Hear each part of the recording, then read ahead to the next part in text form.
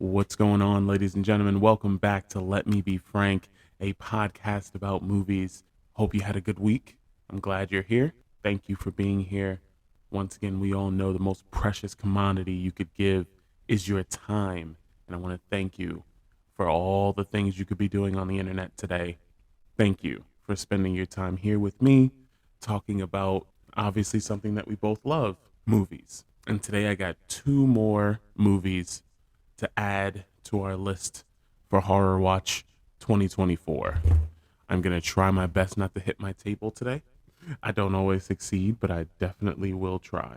Today, we got Salem's Lot, the latest offering from Stephen King. Came from a book. It's also a remake of a older movie, but we're not doing a comparison today. But before we get to Salem's Lot, we got a found footage movie from 2014. I saw this a while ago. I've only seen it once.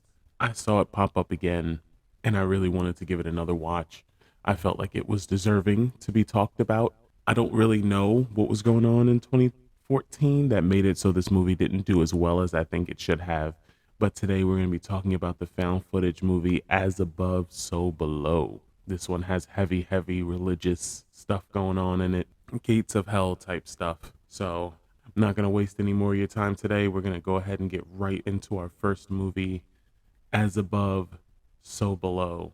Movie opens with Scarlett crossing the Iranian border. Brave woman, because I ain't crossing that fucking border. Because the caves that are about to be destroyed, she believes may have a vital piece of human history in it that could be lost for a very long time. They don't explain why they're going to destroy these caves, doesn't really matter. But she does tell us that the consequences of her being caught is her being buried up to her head in dirt, like with just her head out, and people are just going to throw rocks at her until she's dead. Sounds fun.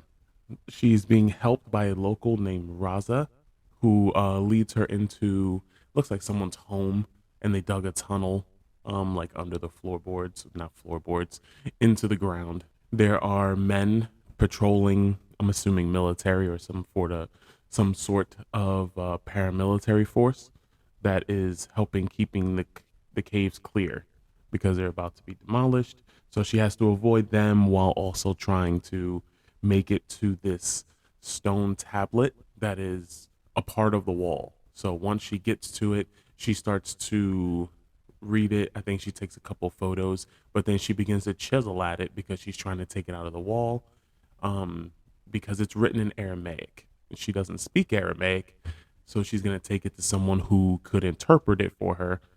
But she first has to get it out of the wall. While she's chiseling and banging on the wall, it actually breaks inward, and a gust of wind kind of picks up, kind of letting her know that there's something back there. She ends up crawling through the hole, and what we see is this gigantic bull. It looked like a bull. They only show you like really quick shots of it. It also has Aramaic inscriptions all over the bowl. She gets what she can, but in the background what we hear in the background are air raid sirens. Their like detonation is very close. So Raza pretty much says, "Hey, look, I got a family," and he takes off, leaves her behind. She begins to leave because she has everything photographed and videoed. But on her way out, she sees a man in a trench coat hanging from the ceiling. As she steps closer to investigate, a gigantic explosion kind of blows her back, leaves her a bit disoriented. She gets up. She's trying to make her way back to Reza. She sees the hole in the floor because there's light shining through it.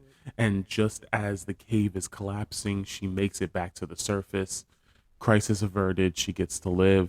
But Raza does warn her that her father died trying to go along this same path. And he warns her, like, look, this, you may have to at some point give this up. Is she going to listen? No, because the rest of the movie has to happen. Scarlett is doing a sit down interview, and she lays out her credentials as far as her degree and everything else she's got going on. She reveals that she is searching for the Philosopher's Stone, And it turns out her father committed suicide while following Nicholas Flamel's path to the Philosopher's Stone. I understand all my Harry Potter fans out there going crazy, as I was too. Benji, her cameraman, is documenting everything, including a church that they're going to break into after going to a museum. They meet up with George. George, when he immediately sees Scarlet, just says no. Whatever she was going to ask, he didn't even say hi. He didn't allow her to say anything. He says no because the last time they worked together, he, not her, he ended up in a Turkish prison. I've never been to prison in Turkey. I can't imagine it being all that pleasant. After presenting him with some evidence that she found about the Philosopher's Stone, Scarlet is able to convince George to come along. The agreement George makes with Scarlet is that he is only translating the Aramaic she found in the caves of Iran and what she found in the museum. That's it. So I need you to remember that. He made his intent very clear that he did not want to go anywhere with her. She seems to make decisions that put other people in danger, and if she has a chance to get away, she typically does. Once again, Scarlet is influencing people to do things that they don't really want to do. She seems to have this hold or this mission, whatever they're trying to find, seems like it has a hold all over everybody to where they're really willing to risk life and limb to find it. Instead of just transcribing the stone slab in the museum, Scarlet wants to take it down and examine it even closer. She believes that there is something written on the back. She is risking prison and other penalties to satisfy her thirst for adventure. But it does turn out she was right, and there is something written on the back which George is able to translate. After transcribing what was written on the back of the tablet, they believe that the Philosopher's Stone is buried 370 feet under Nicholas Flamel's tomb because they believe the number of the devil is 741, and that the riddle told them that they have to look between heaven and hell. They figured out the best way to get to where they probably would be able to find this is to go through the catacombs in Paris. So they join a tour group of the catacombs. The insignia written above the entrance to the catacombs says, "Stop here. This is the Empire of the Dead." And stop there I would. Sorry, not interested in going into an underground graveyard. As Scarlet uses a map to try and figure out how to get to where they need to go to find Nicholas Flamel's tomb, someone appears behind them and tells them they need to look for someone named Papillon in order to be able to find the off-limits area of the catacombs. This leads them to a nightclub looking for Papillon. By the way, I'm going to be calling him Pap from here on out. I said his name correctly twice. I don't want to ruin it. So we're just going to call him Pap from here on out. On their way in, they pass by a woman wearing a white dress. She stares at Benji for a prolonged period of time.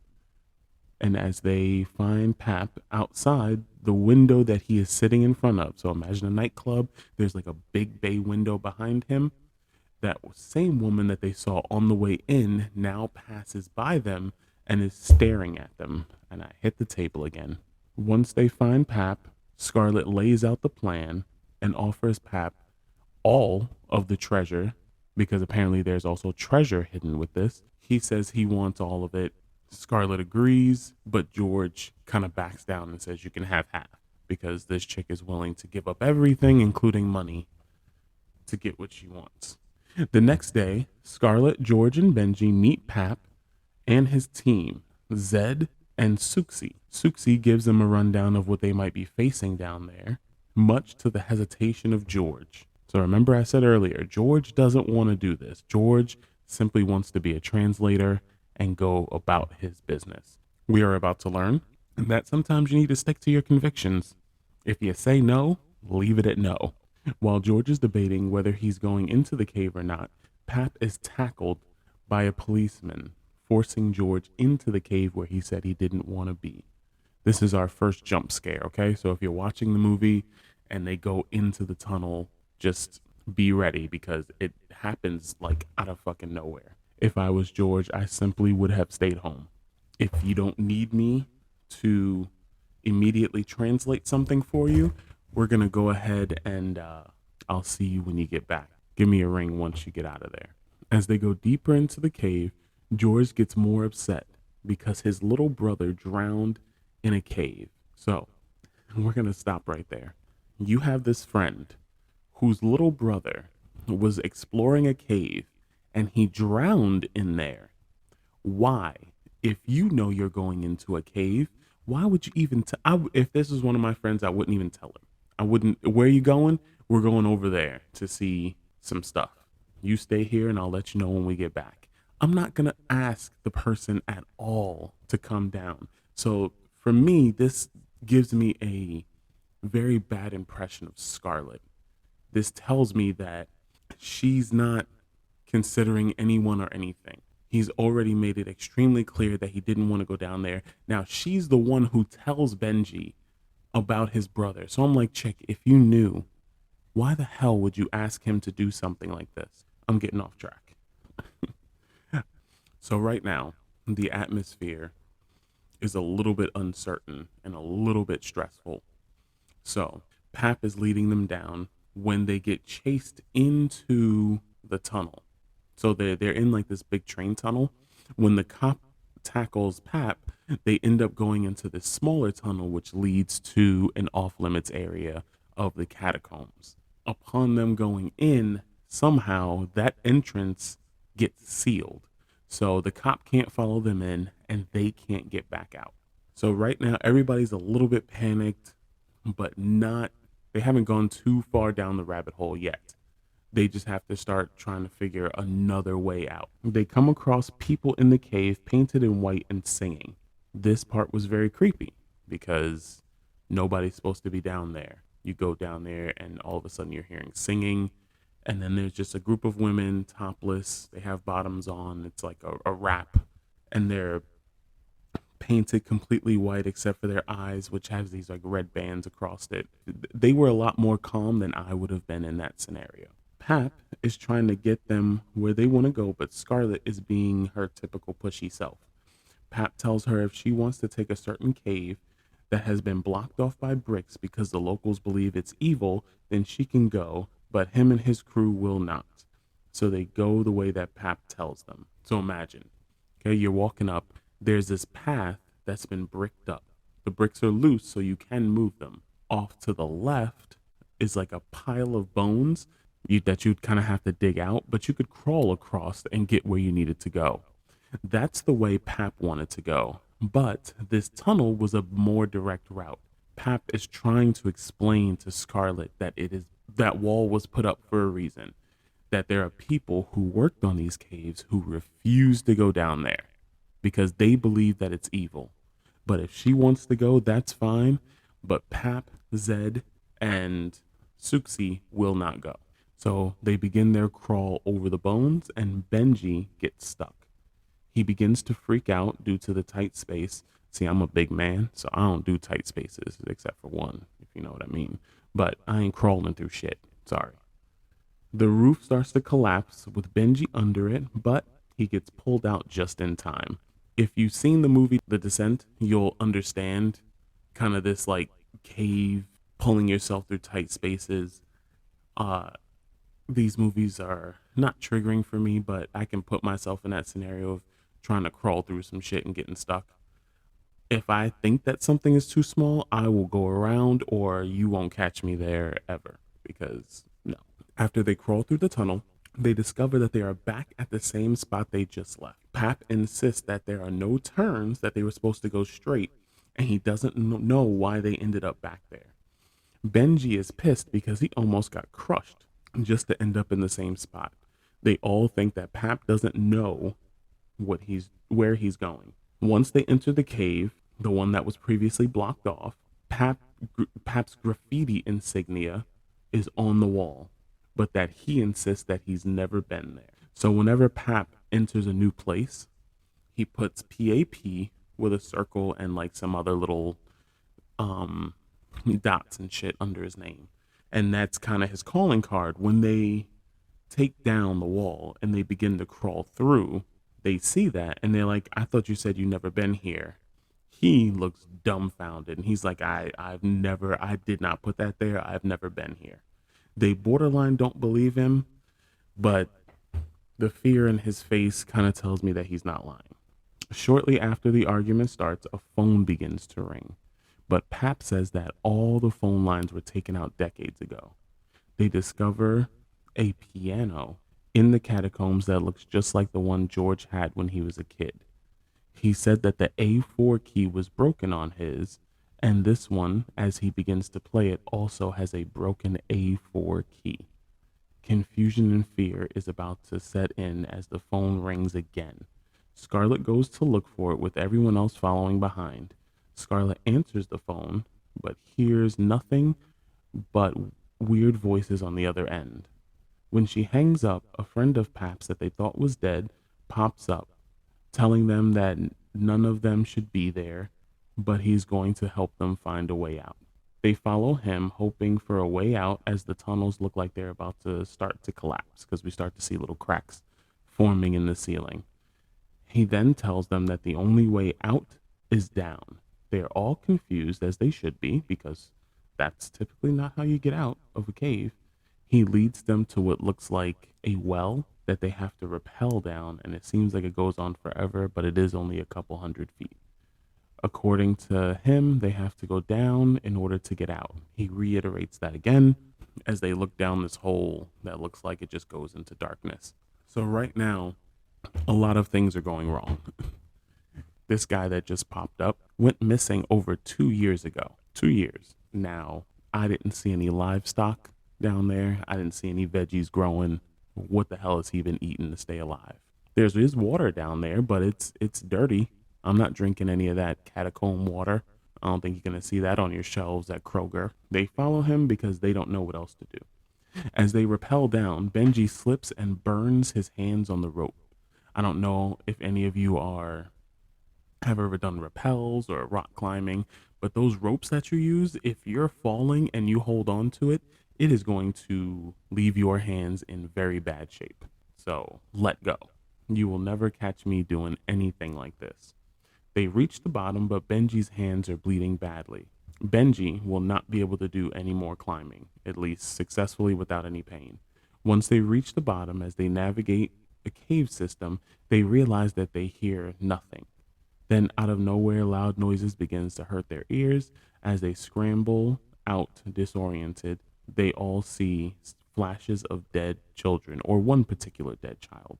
Once the noise stops, they ask Pap how long they've known this guy. He says he's different now. And then someone asks him, then should we be following him? And Pap's answer is, I don't know. Now, we're going to hold up right here because this shit is getting more dire with every step forward they take. But unfortunately, they're in the position where they can't just stop. They can't go back. They can't do anything but just keep going forward, which sucks. But I mean, Pap, this is supposed to be his man's. This is supposed to be his friend. He's supposed to have known him for a long time. And he doesn't even know if they should be following him at this point because they just don't know anything. When they get led to nowhere, Pap begins to yell at his friend and has to be held back. Scarlett is too damn busy looking at artifacts and not looking for an actual way out. So eventually the crew ends up in this room. They find some clues that lets them know what kind of door they're dealing with. So this kind of door, you have to put clues together within the room that tells you what stone you're supposed to pull.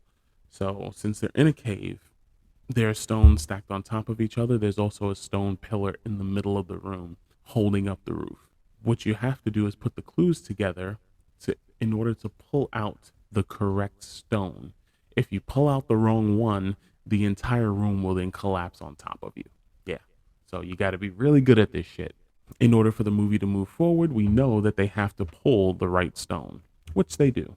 George and Scarlett use their knowledge to try and figure out which is the right stone to pull. They successfully remove the stone, and it opens this sliding door of sorts. They find the body of Nicholas Flamel, who has been dead for over 700 years, but he has not decayed at all. They're trying to figure out where the Philosopher's Stone could be. She discovers light peeking through water and discovers that there's a loose stone. Once she pulls the stone, she swims to the other side to find the treasure. Scarlet then discovers the Philosopher's Stone and digs it out of a wall with a chisel, while Zed and Pap rip open the door to the gold, only to discover that it's a trap. The roof collapses, and the only person that is unable to get out of the way is Suxi. She is injured but not killed. Pap's friend, they believe, is trapped under the pile of rubble. Unfortunately, they left all their food and batteries and necessities in the spots where the rocks collapsed. So once they get to the other side, they discover the gold. Obviously, Scarlet has no intent, doesn't give a shit about the gold. She wants the stone. So she immediately goes to the stone while Pap and Zed start pulling on this gate. After she gets it out, she's holding the stone. They pull it out right before it collapses. A lot of people get out of the way. Suxi's arm it looks like it's broken, but it's badly cut open. I don't know why no one was wearing the backpacks that had all the stuff in it. I guess they put it down when they got out of the water. But Suxi's arm is gravely injured. When Scarlet rubs the Philosopher's Stone on it, magically it is completely healed, scars and all. That should be that should be very worrisome to them, because yeah, no, I don't want that. Instead, they continue to look for a way out, and they discover that there is yet another false floor that leads them even deeper in the cave. With everyone being blocked, this is their only way to continue to attempt to find a way out. Scarlet discovers another passage, and with no other option, the others have to keep following. Soon after, they find the phrase "Abandon all hope, ye who enter," inscribed just above the cave opening. Now, for those of you who don't know, if you have never read the Bible, heard, been to Sunday school or anything like that, that phrase, "Abandon all hope, ye who enter," is said to be written on the gates of hell. So here is what they're going through. I want you to get a nice visual. They find another false floor. They kind of break the floor. They rappel down.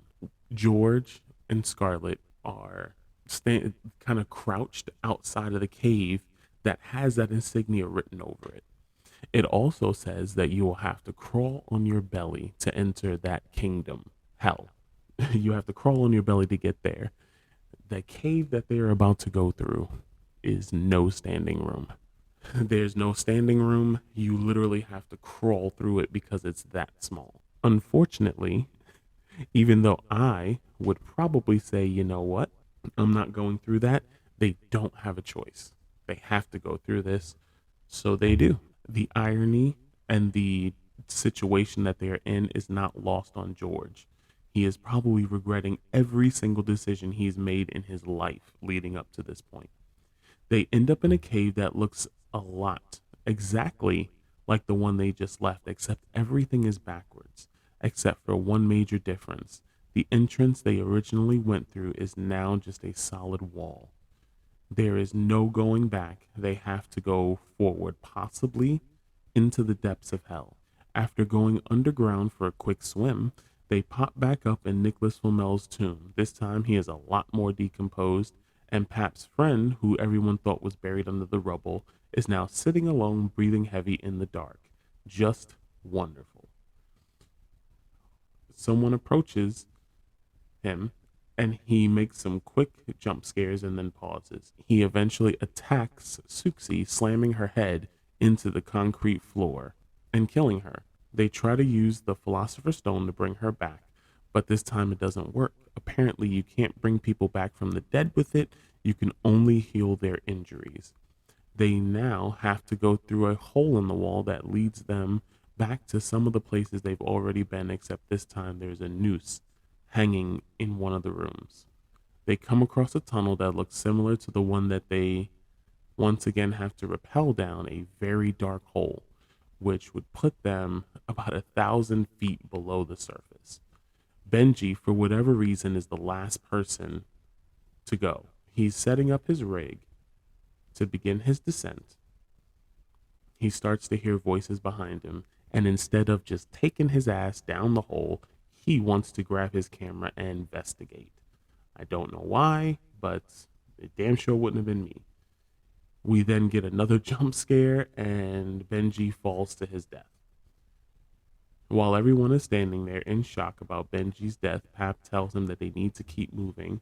So they do, crawling ever so deeply into the caves of hell. George, while crawling over bones, sees a reflection of his brother drowning and begging for help. Scarlet finally snaps him out of it and convinces him that his brother is not dying again. This is why you shouldn't have brought his ass down there to begin with. Then they hear a loud scream. All that is left is Scarlet, George, Pap, and Zed. They investigate the screams to find a car on fire with a person inside. Turns out Pap says it wasn't his fault, and then he begins to get dragged into the car. He gets pulled into the car, and it shrivels up, kind of like the house. It's like the house in Poltergeist. It kind of collapses in on itself. After it collapses in on itself, all we see is 2 feet sticking out of the ground. Pap has been buried pretty much head first. Not pretty much. He's been buried head first. The only thing that's sticking out is his feet. They are unable to, they're not gonna waste too much time trying to dig him out. They kind of just leave him here because they assume that he's dead anyway. They travel through the tunnels looking for a way out, and they come across a hooded figure walking far in front of them. They run back, but there's nowhere to go, so they have to go in that direction. As they look for a way out, the walls are inscribed with faces locked in terror as they scream for help. The hooded figure sits in the middle of an intersection. As they try to go around, the hooded figure stands up and looks at them. Soon, the faces inside the walls pop out with full bodies and begin attacking the trio. One grabs George and bites him on the neck, and all that can be done is to drag him to safety by Zed and Scarlet. In order to save George's life, Scarlet has to go back to find the real Sorcerer's Stone. Philosopher's Stone. Sorry, I got in my Harry Potter mode. Leaving Zed to try and keep him alive while she goes back for the real stone. Scarlet, who runs back past the camera and dead bodies as she climbs the rope. So literally she has to retrace her steps through like 3 different rooms. This is like some Legends of the Hidden Temple shit where you gotta go back through a whole bunch of places you've already been. This time, instead of the river of water that she crawled over, it is a river of blood, and she has to fight out of the hands that were grabbing her, trying to pull her beneath. She escapes, and she sees what we believe is her father hanging from inside the cave. She finally gets back to the opposite wall where the stone was missing, and she replaces it. She looks into the globe to see her own reflection. Next, we go back to George and Zed, who are now being chased by 3 hooded figures. On her way back, Scarlet once again sees her father, runs up to him and says sorry. He then fades, and she continues to go back to George and Zed. Once she gets back to George and Zed asks her if she found the stone. She says yes, and then kisses George on the lips, with her hands covering the wound on his neck. Suddenly, the wound is gone, and George is back to life. They start running again, and the hooded figures stay close behind. They come across another hole, and they drop something down to see how deep it goes. Scarlet then asks George, what is it about his brother's death that torments him? Turns out his brother Danny, which is his name, got his leg trapped and died waiting for George to come back to save him because George told him he would be right back. Zed is a deadbeat piece of shit dad who doesn't see the kid that belongs to him. I don't feel bad for him at all. Now that they've acknowledged their wrongdoings, they jump down the hole. They all collapse to the ground, surviving but in a lot of pain. They pick up the camera as they rise to their feet. Zed begins to freak out because he thinks they are trapped in a hole, but George finds a pile of rocks covering what looks like a manhole cover. It turns out that it's just a manhole cover. So as they're trying to get out, they discover that they have to push down because they're trying to pull it up, but the manhole cover isn't moving. So to the side that they can open the cover. Once they do that, they see the night sky, they see trees. It looks like our world, but upside down. So as they crawl out, they discover that they have just re entered our world. They slowly recover the sewer with the manhole cover, and they realize that they're safe, that the nightmare is over, and they all hug each other. Zed then, slowly covered in dirt and blood, starts to walk in his direction. Scarlet and George embrace again, and they begin to walk in their own direction together. And that's how the movie ends. As above, so below. There's a lot more scares in it. There's a lot more going on in those caves. This was just a very brief overview of this film. I really liked it. It's not super deep in storyline, but it's deeper than most found footage movies. They don't really rely on the scares. They rely on the atmosphere, they rely on the unseen to build the world. I thought it was a pretty good movie. I think it'd be worth checking out. It's available right now on streaming services. It's on like a couple of them. And ladies and gentlemen, while we get ready for our main event, which is Salem's Lot, and I pull it up on my phone, the notes that I took, I forgot to mention something at the top of the show, that we have a new audience joining us today. Ladies and gentlemen, Let Me Be Frank, a podcast about movies, is now available on YouTube. I am very excited about that. I'm very happy that we are on YouTube. If you are listening to this on YouTube, please subscribe, like, comment. Let me know if there's anything I should be watching, movie related, and not a Serbian film, people. Not a Serbian film. If you are on Spotify, follow, comment, click the bell so you know every time I drop an episode. If you're on Apple Podcast, review, rate the show. That's how we build this community together. And ladies and gentlemen, now that we got the business out the way, we are getting into our main event. Ladies and gentlemen, Stephen King's Salem's Lot. This movie starts out with Mr. Stryker. This movie starts out with Mr. Stryker talking in a shop to a man named Royal. Mr. Stryker having a crate delivered, and Royal is going to pick it up. But Stryker has very specific instructions. He wants the crate taken to the back of the cellar of his new house. Royal says the old Marsden place because this house is very infamous. Royal is to be careful with the crate because it is something very old inside.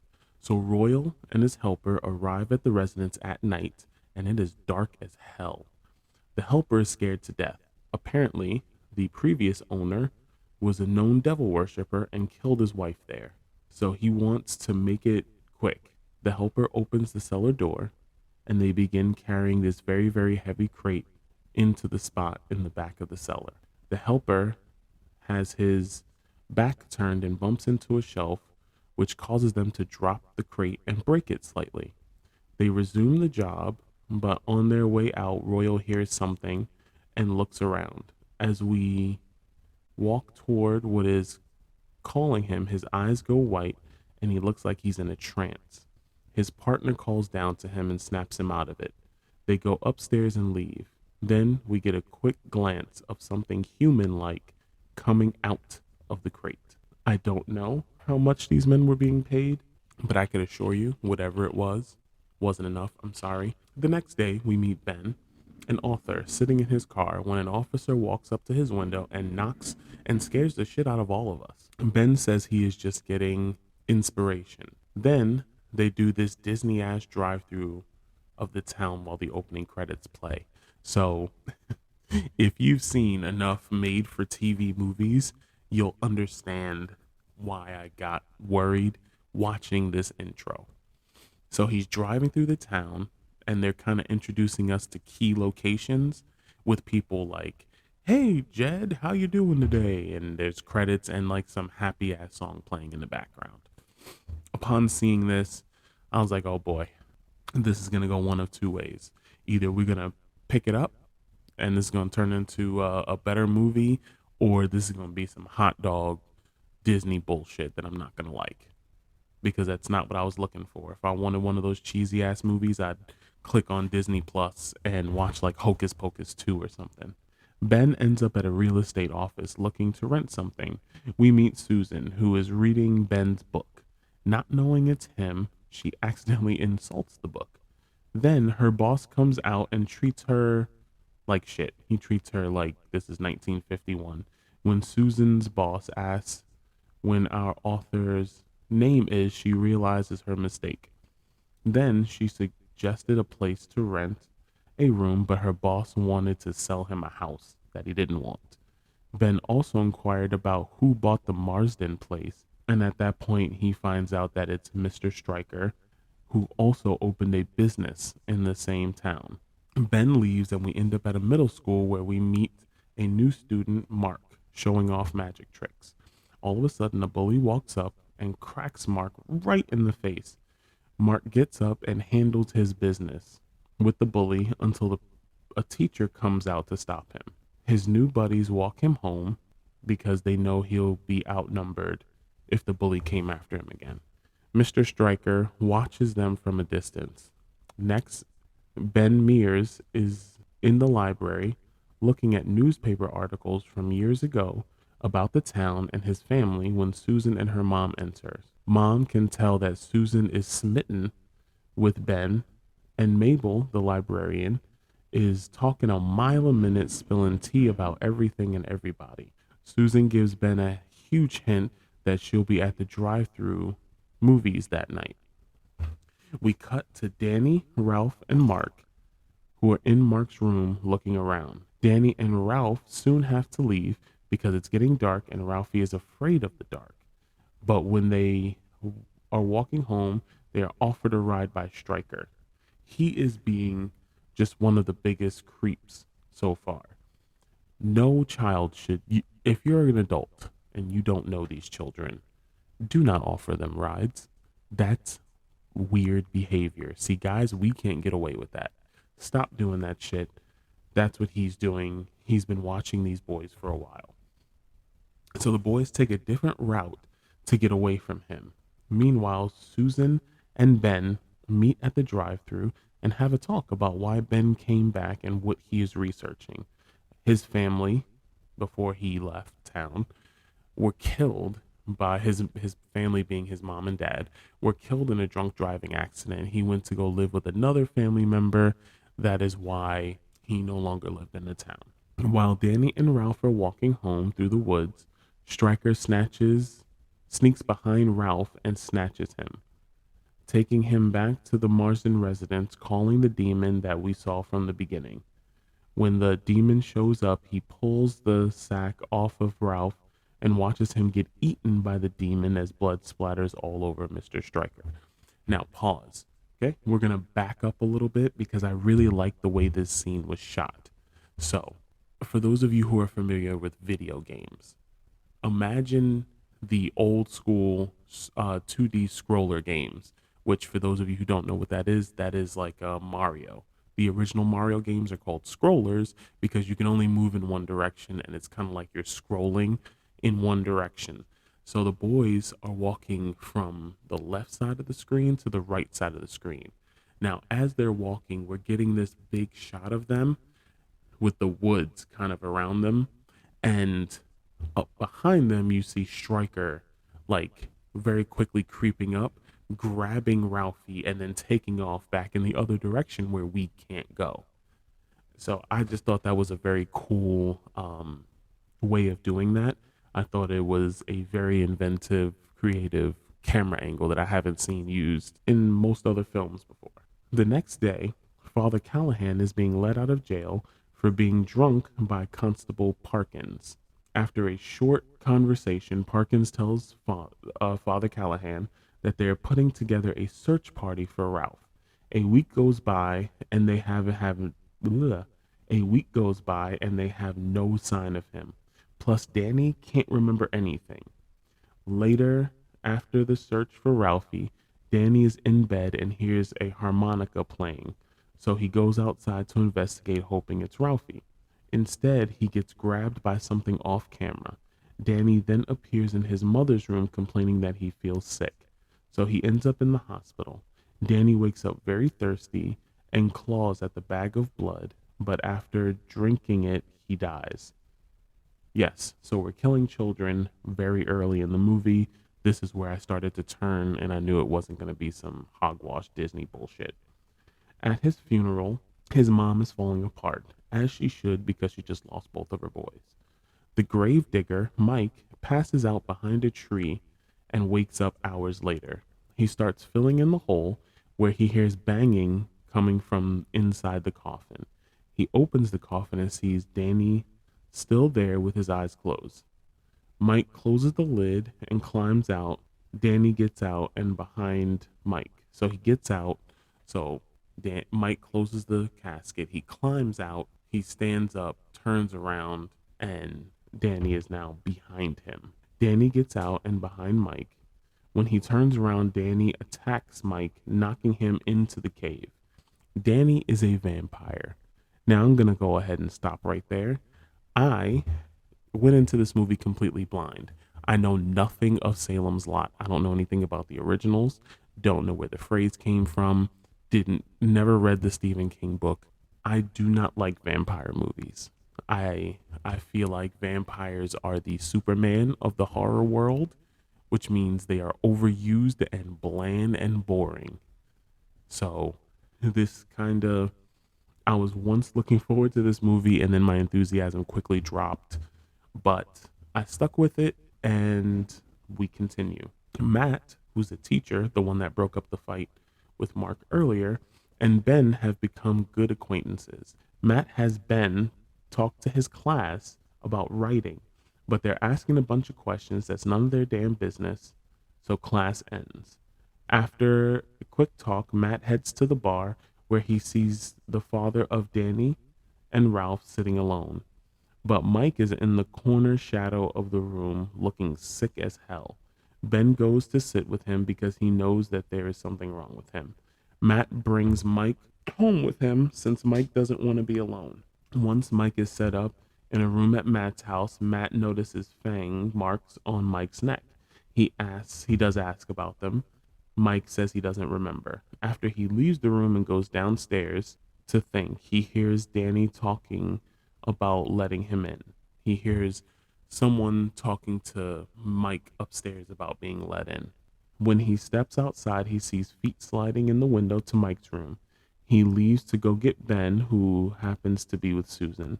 They get back to Mike's house to see that the power is off. They find Mike cold, laying in bed. Mike assumes it's vampire shit.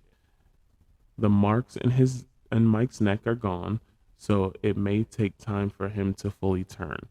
Dr. Cody says Mike is dead as they debate what could have happened to Ralph. Mike hears knocking on the window. It's Danny, and he is asking Mark to let him in. Of course, he doesn't. So Danny and Barlow, whichever one, possesses Mark to open the window. Once again, Mark's eyes go white like Royals did in the beginning when he was being controlled by whatever was talking to him. Danny says he commands it. Then Danny attacks Mark, but Mark has a mock graveyard in his room, kind of like a model, and it has a cross inside, which he picks up and it starts to glow. When Mark picks it up, Danny goes flying back out the window and not by choice. Afterwards, Mark looks up everything about vampires and how to beat them. Matt is soon attacked by Mike, and he uses the same method to beat him across. Dr. Cody, a non-believer, is told that Danny's mother was found dead that morning. Danny's mom had to be taken somewhere further away because no one at the hospital is responding. Also, that Mike's body is gone. Dr. Cody finds Matt at home bleeding. She is then joined by Ben and Susan, and they discuss what is going on. They talk about exhuming Danny's body to see if he's a vampire. Dr. Cody is against it. Instead, she has the idea to go to Danny's mother in the morgue because she died in a very similar fashion to Danny. Mike decides to go and spy on Stryker in his store to find out more about them. Mark arrives at the Marsden residence to kill the lead vampire to save Danny, because he believes if you kill the head vampire, that everybody else will go back to being human. And he got this from movies and books. While down there, he runs into Matt, who actually believes him. The cellar door is then closed and locked. The two are stuck down there until they see a door with no stairs. Matt gives Mark a boost up to the door, but the candle he's holding goes out. When he turns on the light, Barlow breaks, right before he breaks the light, we see him take a bite at Matt. Mark is pulled into the house and the door is shut. Dr. Cody, Ben, and Susan wait to see if Danny's mom is going to wake up in the morgue. And to Dr. Cody's surprise, she does. This is a very well done scene. Um, just how slow she moves, Danny's mom, and how scary it actually would be if you were in that scenario. We would all be shitting kittens. A fight breaks out, and they make a cross out of tongue suppressors, which Danny starts to bless the cross. He starts to pray over it, and it begins to glow, but it falls apart. The vampire attacks Dr. Cody and eventually bites her. She uses rabies medication to keep herself from turning somehow. They plan to go and talk to Father Callahan in the morning. First, they want to head to Matt's house to tell him he was right. But when they get there, vampires are all over his house, so they know that he's dead. When they arrive at his house, they're literally sitting on the roof. Like they're on the roof looking down at them, and they calmly just drive away because they know there's nothing they can do. The next day, Mark is being held by Stryker, but while Stryker is in another room, Mark gets free and then kills Stryker with a golf club. Mind you, Mark is only 11 and he's already catching bodies. We hear Stryker say before he was killed that Marsden promised the town to Barlow before he died. Father Callahan is in church talking to Ben, Susan, and Dr. Cody, and he does not believe them about the vampires until Mark walks in, like a boss, by the way, and says he's just there to get some supplies to fight the vampires. This little kid has no fear. He tells them that he killed Stryker, which alarms the priest most of all, and he asks Mark to take him to where the death took place. Soon, all of them arrived at the Marsden residence to look for Stryker, but before they could get up there to the cellar door, before they can get there, the cellar door opens. They go down and they have an encounter with Matt, who is now fully turned and ends up being killed. They decided to try and save as many people as possible by getting them inside the church, since it is on sacred, blessed ground. Susan gets bit while trying to save her stupid mother, and Ben brings her to church. At the same time, Mark's parents will not listen to him and the priest. This causes this causes both of Mark's parents to die, and the priest does save Mark because he's losing his faith and Barlow attacks him. Mark ends up in the treehouse surrounded by vampire kids. Ben is able to get Susie back to the church. Well, Ben is able to get Susan to the church, but she runs out after turning. Ben goes after her, and a really cool scene happens when Ben is surrounded by vampires and has to make a run for it. So this scene, if you watch the trailer, it's in the trailer. So he runs out into the middle of the street, and it's a good distance between the front door of the church and the middle of the street. So he runs out trying to get Susan. She disappears. Dr. Cody is inside the church. She's yelling, "Mark, you need to get back here now." He turns to look at her. As he turns, the camera pans over to show her in the doorway.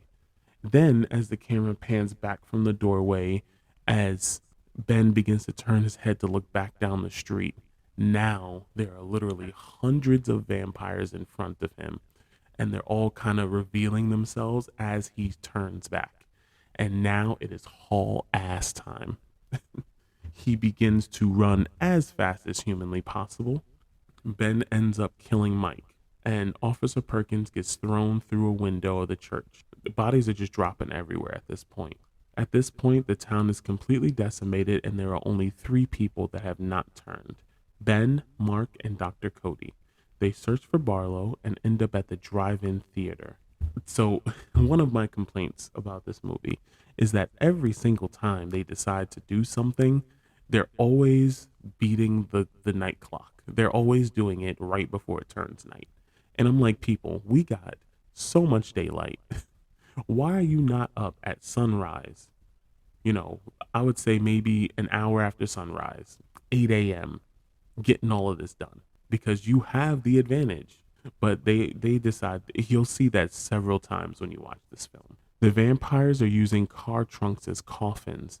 As night falls, the trunks begin to open. Dr. Cody is killed, and Mark saves Ben's life twice. They find Barlow as darkness approaches, and he goes after Mark while Susan attacks Ben. Ben kills Susan after the power of the theater is turned on. Barlow chases Mark around. Once Mark is cornered, Ben finally saves him and kills Barlow very easily. Ben and Mark leave the town, and that is how the movie ends. I felt that this ending was a bit flat. I kind of wanted a little bit more of a conclusion, but the movie wasn't as bad as I initially thought.